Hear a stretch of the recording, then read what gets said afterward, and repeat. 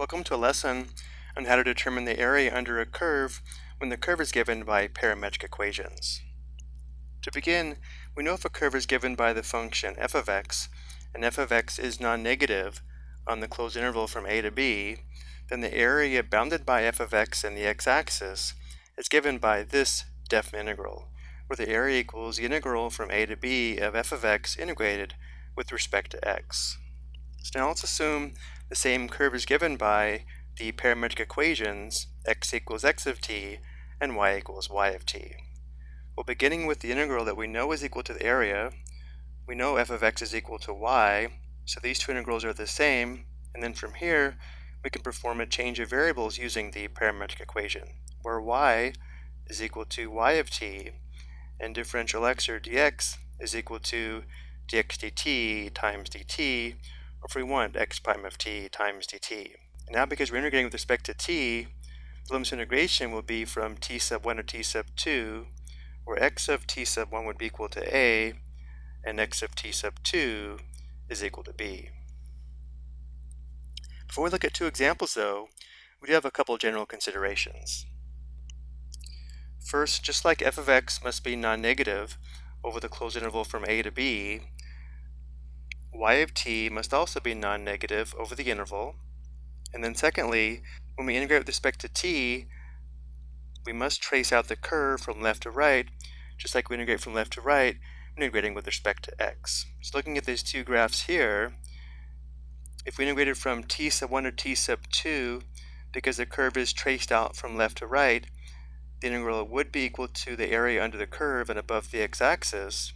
Looking at this graph, if we integrated from t sub 2 to t sub 3, we're actually tracing out the curve from right to left, which is the wrong direction, and therefore if we integrated from t sub 2 to t sub 3, we would not get the area, we'd actually get a negative value here. Now let's look at a couple of examples.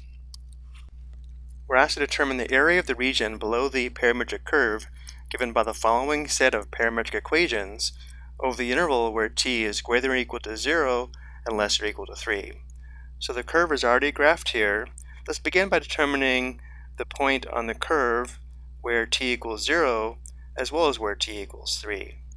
So let's go ahead and make a table of values where we have a column for t, x of t, and y of t. So when t equals 0, notice x of 0 would just be 3 times 0 minus 2. So x of 0 is negative 2. Y of 0 would be 1/2 times 0 squared plus 1. So y of 0 is 1. So when t equals 0, the point on the curve would be the point negative 2 comma 1, this point here. So this is the point negative 2 comma 1, which is the point when t equals 0. And now let's find the point when t equals 3.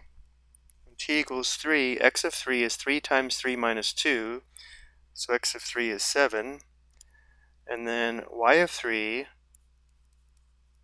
would be equal to 1/2 times 3 squared plus 1. That would be 9/2 plus 1, which is 11/2, or 5.5. So the point 7 comma 5.5 is this point here. And this is the point when t equals 3. So again, our goal is to find the area under this curve from t equals 0 to t equals 3, which should be this area here. Notice how if we did have this curve as a function of x, we'd actually integrate from x equals negative 2 to x equals 7. But here, because we're integrating with respect to t, we'll integrate from 0 to 3. So the area is going to be equal to the integral from 0 to 3 of y of t, which is the quantity 1/2 t squared plus 1. And then we have times dx dt times dt, which remember is equal to dx. Well, the derivative of x with respect to t would just be the derivative of 3t minus 2, which is 3. So we have 3 times dt. Let's go and distribute the 3. So we have the integral from 0 to 3 of 3/2 t squared plus 3. So the antiderivative would be 3/2 times t to the third, 3 to the 3rd divided by 3 plus 3t. Notice how the 3's here simplify out. So when t equals 3, we'd have 3 to the third divided by 2 plus 3 times 3 minus when t is 0, both terms would be 0. So simplifying, we have 27 halves plus 9 or 9 over 1, common denominator of 2. So we have 27 halves plus 18 halves, which is 45 halves, or 22.5. And this is area, so this would be square units. Now let's look at a second example. We're asked to determine the area of the region bounded by the parametric curve and the x-axis. So we're given x of t equals the square root of t, and y of t equals 4t minus t squared. So the graph of the curve is shown here, and we need to be careful here. It might be tempting to think we're going to integrate from t equals 0 to t equals 2, because these are the x values where the curve intersects the x-axis. But remember, we're going to be integrating with respect to t, not x. So to find the t values where this curve intersects the x-axis, remember any point on the x-axis has a y-coordinate of 0. So to find the t values of the intercepts, we want to set y of t equal to 0, which will give us the limits of integration with respect to t. So we want to set y of t equal to 0, which means we'd have 0 equals 4t minus t squared. So solving by factoring, we factor out t. We'll have put t times the quantity 4 minus t. This product equals 0 when t equals 0 and when t equals 4. So we'll be integrating from t equals 0 to t equals 4. These are the t values where the y coordinates would be 0. And also notice how x of 0 is equal to 0. So when t equals 0, this would be the point on the curve at the origin. And then when t equals 4, x of 4 is equal to the square root of 4, 2. So this would be the point on the curve. So again, this is when t equals 0, and this is when t equals 4. So the area we're looking for is this area here, bounded by the curve and the x-axis. So the area is going to be equal to the integral from 0 to 4 of y of t, which is the quantity 4t minus t squared, times dx dt dt. Well, x of t is equal to the square root of t, or t to the 1/2. So dx dt, or x prime of t, is equal to 1/2 times t to the negative 1/2.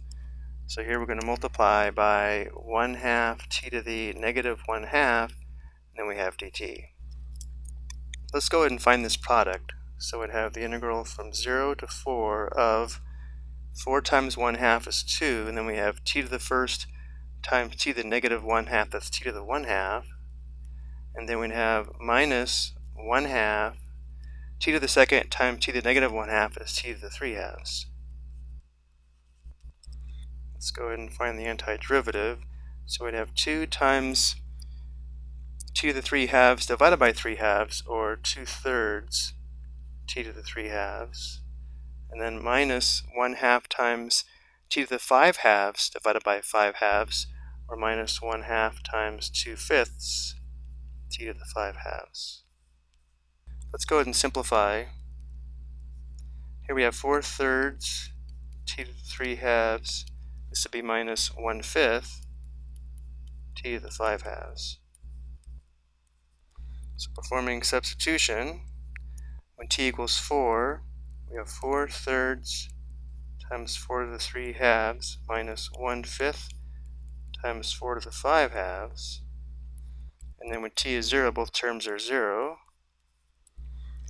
And I've already worked this out. It comes out to 64/15. Again, this would be square units. So I think we'll go ahead and stop here for this lesson, but we'll look at some additional examples in the next few videos. I hope you found this helpful.